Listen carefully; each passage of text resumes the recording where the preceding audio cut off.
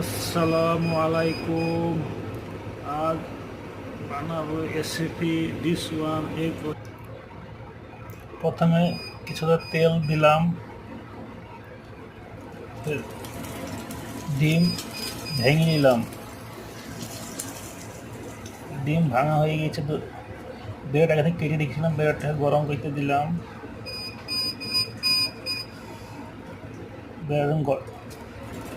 ডিম হয়ে গেছে, ডিমটাকে পাল্টে দিলাম। মাঝারিলা চিজ অ্যাড করে দিলাম, সেলাই চিজ অ্যাড করলাম, গরম করে এটাকে অ্যাড করে দিলাম। ব্রেড হয়ে গেছে আমার, পাল্টে দিলাম।